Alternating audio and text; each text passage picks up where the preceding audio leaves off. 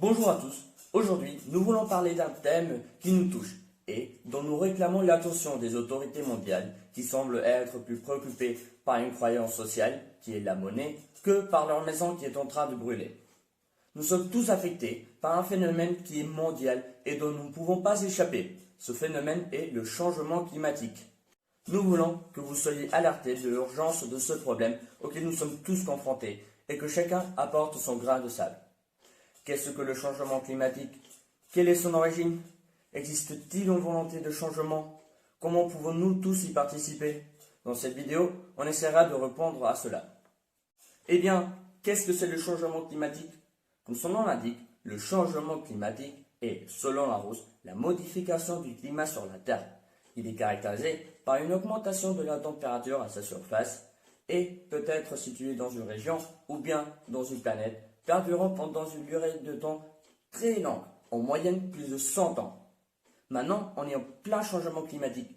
La température sur la Terre augmente progressivement et entraîne des conséquences catastrophiques, comme des grandes sécheresses, des tempêtes, des inondations et l'effondrement des pôles. Selon l'ONU, on devrait limiter la température de la Terre à 1,5 degré pour 2030. Sinon, selon ces estimations, on arrivera à 3 degrés, qui est 1 degré de plus que celui décidé aux accords de Paris. Si on n'arrête pas cette augmentation de température, les conséquences seront catastrophiques. Dépasser ces limites enclenchera un changement dans le climat irréversible. C'est pour cela qu'il faut agir maintenant. Nous, les nouvelles générations, sommes confrontés à ce désastre sans y avoir contribué. Mais justement, nous avons la meilleure façon d'y remédier, en redessinant le monde qui nous entoure. Pour cela, il faut nous demander comment nous sommes arrivés à cette situation. Quelle est l'origine du changement climatique? C'est une réalité. La température de la Terre ne cesse d'augmenter depuis 1850, d'après les études de l'IPCC. Ceci coïncide avec le développement des sociétés industrielles qui ont commencé à utiliser massivement le charbon, le pétrole et le gaz afin d'obtenir de l'énergie.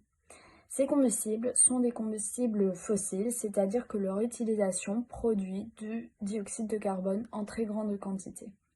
Les scientifiques l'ont donc constaté, la concentration en dioxyde de carbone de l'atmosphère a augmenté de 280 molécules par million à 400 molécules par million. C'est énorme. Le phénomène semble clair, la montée de la concentration de dioxyde de carbone fait que la température augmente. Cependant, il existe quand même des négationnistes qui disent que ces deux phénomènes ne vont pas nécessairement ensemble et que les sociétés humaines ne sont pas forcément à l'origine du réchauffement climatique. Le premier indice qui nous amène à penser que l'augmentation de la concentration en dioxyde de carbone cause le réchauffement climatique se trouve quand on regarde à une échelle de temps très grande. Les scientifiques ont mesuré les températures et la concentration en dioxyde de carbone d'il y a plusieurs milliers d'années jusqu'à aujourd'hui. Et ces deux quantités ont toujours été liées. C'est Guillaume, à continuation, notre expert scientifique, qui nous expliquera l'effet de serre, les combustibles fossiles et ses effets, et la hausse des températures. Par ailleurs, on peut établir une relation très facile et cohérente entre l'augmentation de ces deux grandeurs. La lumière qui arrive sur Terre est en partie absorbée, donc la planète s'échauffe et émet de la radiation infrarouge vers l'espace. Quand ces rayons passent à travers l'atmosphère, ils rencontrent des gaz comme le dioxyde de carbone, le méthane ou la vapeur d'eau, qui de par leurs propriétés physiques vont capter cette radiation, puis s'échauffer à leur tour et réémettre cette chaleur vers la Terre. Ainsi, la Terre conserve une partie de la chaleur qu'elle émet. C'est ce qu'on appelle l'effet de serre. Ce phénomène est naturel et il est loin d'être nocif. D'ailleurs, c'est ce qui a permis à la Terre d'avoir une température suffisante pour abriter la vie. Le vrai problème est l'augmentation de cet effet de serre qui, comme nous l'avons montré, va entraîner le réchauffement climatique. Mais est-on sûr que c'est de notre faute s'il y a plus de CO2 dans l'atmosphère? Il serait possible, par exemple, que l'augmentation en concentration de CO2 dans l'atmosphère soit à cause des incendies, par exemple, ou peut-être à cause de plus d'éruptions volcaniques. Mais en réalité, les scientifiques ont montré que cette augmentation est due à une surutilisation des combustibles fossiles. Les atomes d'azote se trouvant dans l'atmosphère sont parfois frappés par des rayons très énergétiques provenant du Soleil qui les transforment en atomes de carbone 14, un isotope du carbone radioactif. Il peut être cependant capté par les plantes pendant la photosynthèse et qui vont l'intégrer dans sa structure comme le carbone 12 et 13. La particularité de ce carbone est qu'après des centaines de milliers d'années, il se désintègre et disparaît. Aujourd'hui, les plantes qui nous entourent sont composées de ces trois carbones, tout comme nous les humains ou les animaux.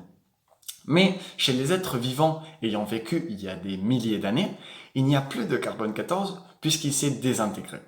Donc, si le surplus de dioxyde de carbone dans l'atmosphère provenait des incendies, par exemple, on trouverait un taux constant des isotopes du carbone.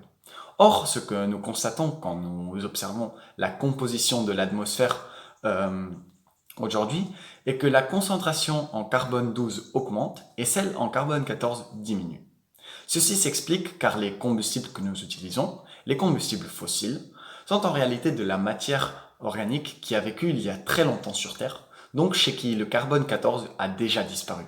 Quand nous les brûlons, les molécules de CO2 émises sont formées uniquement par des atomes de carbone 12. Donc la concentration de ces isotopes augmente, mais pas celle du carbone 14. L'origine du réchauffement climatique est donc anthropique. Et elle est liée à une surutilisation des combustibles fossiles qui entraîne une hausse de la concentration en CO2 qui, en augmentant l'effet de serre, cause une hausse des températures. On doit donc tous lutter pour changer ceci et repenser la manière dont on utilise l'énergie. Et certainement, ceux qui sont plus engagés pour faire cela, nous sommes les jeunes, puisqu'il s'agit du monde où l'on va vivre qui est en danger. Donc voici quelques actions des jeunes dans le monde qui se sont mobilisés pour remédier à cette situation. Comme l'affirme la Convention relative aux droits de l'enfant, chaque personne de moins de 18 ans a le droit de participer aux décisions qui la concernent. Greta Thunberg, il y a quelques jours une des candidates favorites au prix Nobel de la paix 2020, a éveillé la responsabilité des jeunes du monde entier. C'est une jeune activiste qui décida de se rendre devant le Parlement de son pays et ainsi refuser à son éducation en demandant que les émissions de carbone soient réduites. Elle ose sa voix pour une grève pour le climat, Strike for the Future, chaque vendredi. Progressivement, les jeunes français, allemands, australiens, espagnols, argentins, bref, du monde entier, luttent pour leur futur et pour l'avenir de leur planète. Il faut arrêter maintenant, ou ce sera trop tard. Comment osez-vous? C'est sans doute la question que se pose Greta et des millions de jeunes aujourd'hui. C'est le 15 mars 2019 qu'une mobilisation au niveau mondial a eu lieu. Des millions de jeunes ont sorti aux rues de leur ville et ont marché pour le climat. L'écologie et le soin, le respect pour notre maison, notre planète, sont les fondements pour la réussite de la préservation de celle-ci et de ses multiples habitants. En mars 2019, le cyclone Adai a coûté la vie à plus de 1000 personnes, au Zimbabwe, au Malawi et au Mozambique, et a dévasté des millions d'autres vies dans toute l'Afrique australe. En Australie, au début de l'année 2020, a été marquée par les pires incendies de l'histoire, faisant suite à l'année la plus chaude jamais enregistrée. Les incendies ont fait au moins 28 morts, brûlé plus de 10 millions d'hectares, rasé des communautés entières et dévasté des habitations de milliers de familles. En Asie du Sud, l'année dernière, des inondations et des glissements de terrain meurtriers ont forcé 12 millions de personnes à quitter leur foyer en Inde, au Népal et au Bangladesh.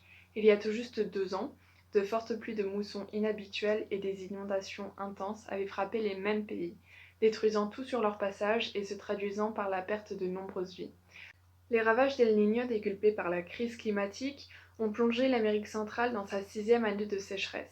Le Guatemala, les Honduras, le Salvador et le Nicaragua ont vu leur saison sèche de 3 mois prolongée à 6 mois ou plus. La plupart des récoltes ont été mauvaises et beaucoup d'habitants dépendent de l'agriculture pour se nourrir et subvenir à leurs besoins. Les feux de forêt sont en train de consumer la Californie. Depuis le début de l'année 2020, 8400 incendies ont brûlé plus de 1,6 million d'hectares de végétation, tué 31 personnes et détruit 9200 bâtiments. C'est une année record en termes de superficie dévastée par les flammes. Du côté des animaux, chez les poissons, chez les reptiles, chez les mammifères, dans toutes les branches du vivant, En quelques décennies, l'essentiel des populations n'ont pas disparu mais ont été tuées. Sur tous les continents, riches ou pauvres, des signaux d'alerte s'allument.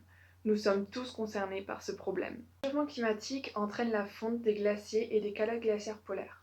La montée du niveau des mers et des océans, qui s'est déjà élevée de 10 cm en moins de 50 ans, devrait atteindre 1 mètre le siècle prochain si rien n'est fait pour contrer l'augmentation des émissions de CO2. Plus de 150 millions de personnes, principalement en Asie, vivent dans des zones situées à moins d'1 mètre du niveau actuel des mers. Si aucun changement n'intervient rapidement, les îles Marshall, les îles de Polynésie, les Maldives et certaines régions d'Asie, en tout 10 000 à 20 000 îles, pourraient déjà disparaître totalement au cours de notre siècle. Des grandes villes construites sur le niveau des mers comme Amsterdam, Rotterdam, New York, Miami, Tokyo ou Singapour seront envahies par les eaux et deviendront inhabitables. Des ouragans et des cyclones, de plus en plus dévastateurs, puiseront leur force de l'énergie dégagée de l'augmentation de la température de la surface des océans. Des scientifiques estiment que d'ici 2100, la température devrait augmenter, si rien n'est fait entre-temps, de 0,3 à 4,8 degrés selon la quantité d'émissions de CO2 dans l'atmosphère. Les régions humides recevront encore plus de précipitations et les régions sèches subiront encore plus de sécheresse. Des épisodes de plus en plus fréquents de canicules généreront des incendies aux dimensions spectaculaires qui détruiront une grande partie des forêts et de ses habitants. Plus de 100 millions de personnes pourraient basculer dans l'extrême pauvreté. Plus de 600 millions de personnes pourraient souffrir malnutrition d'ici 2080. Dans le monde animal, une espèce sur 6 pourrait disparaître si le rythme des émissions de gaz à effet de serre se poursuit. La 6e extinction animale a déjà débuté. Aujourd'hui, on fait face à une situation qui est dramatique. Nous ne pouvons plus stopper le réchauffement climatique, mais nous sommes encore à temps d'éviter des conséquences encore plus catastrophiques. Il est temps de revoir quelles sont nos priorités. Nous espérons avoir éveillé une conscience afin de prendre soin de notre planète, de notre maison et de ses habitants. Et comme l'on dit souvent, une image vaut 1000 mots.